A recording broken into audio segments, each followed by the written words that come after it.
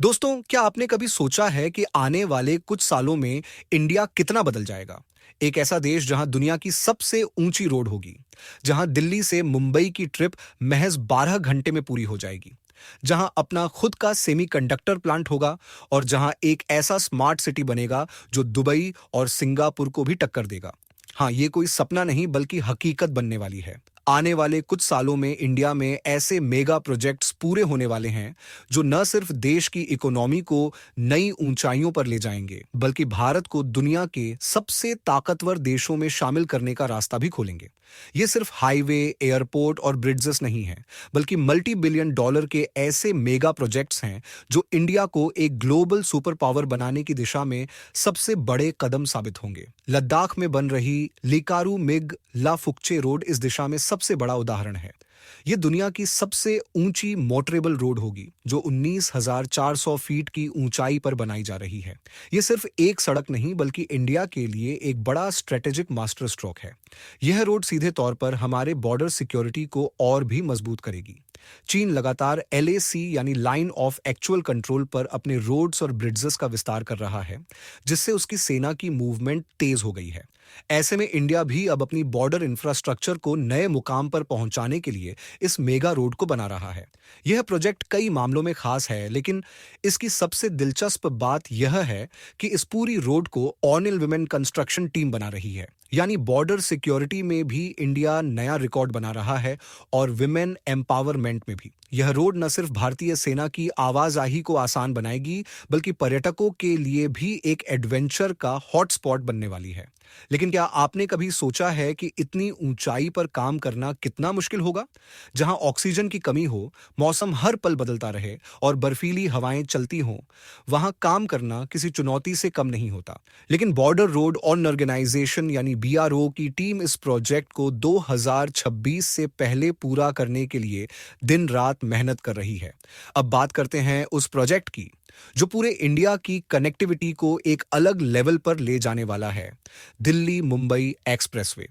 अभी दिल्ली से मुंबई जाने में कम से कम 24 घंटे लगते हैं, लेकिन इस हाईवे के बन जाने के बाद यह सफर सिर्फ 12 घंटे में पूरा हो जाएगा। यह इंडिया का सबसे लंबा और सबसे महंगा एक्सप्रेसवे होगा, जिसकी लंबाई 1350 किलोमीटर होगी। लेकिन यह सिर्फ एक हाईवे नहीं होगा, बल्कि एक फ्यूचरिस्टिक ट्रांसपोर्ट सिस्टम होगा।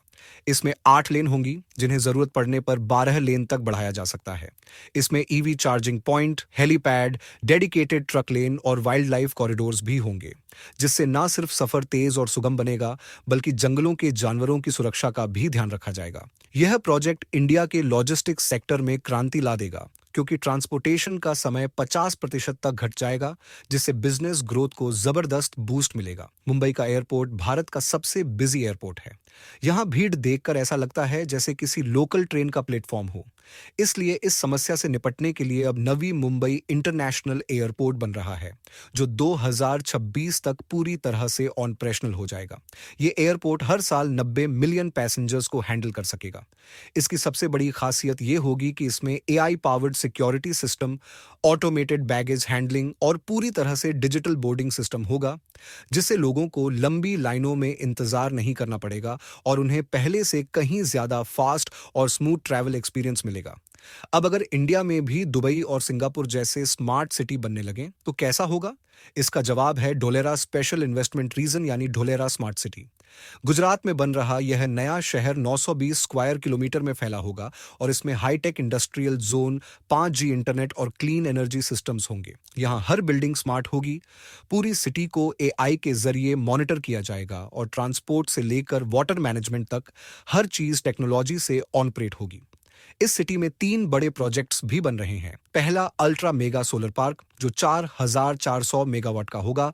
दूसरा अहमदाबाद डोलेरा एक्सप्रेसवे जो हाई स्पीड कनेक्टिविटी देगा और तीसरा नया डोलेरा इंटरनेशनल एयरपोर्ट, जिससे गुजरात को एक नया ग्लोबल हब बनाया जाएगा। अब सबसे बड़ा सवाल है कि इंडिया पूरी तरह आत्मनिर्भर कब बनेगा? इसका सबसे बड़ा जवाब है सेमीकंडक्टर प्लांट। आज हमारे मोबाइल, लैपटॉप, कारों और इलेक्ट्रॉनिक डिवाइसेस में इस्तेमाल होने वाले चिप्स ताइवान और चीन से आते हैं, लेकिन अब इंडिया में भी $10 बिलियन की लागत से अपना सेमीकंडक्टर प्लांट बनाया जा रहा है।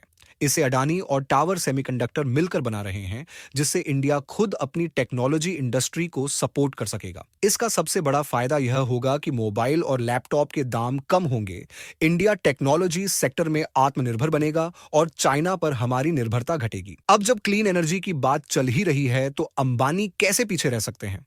रिलायंस अब 100 गीगावाट का रिन्यूएबल एनर्जी प्रोजेक्ट लेकर आ रहा है, जिसमें सोलर एनर्जी, विंड पावर और ग्रीन हाइड्रोजन का इस्तेमाल होगा। यह प्रोजेक्ट इतना बड़ा होगा कि पूरे देश को सस्ती और क्लीन एनर्जी सप्लाई कर सकता है।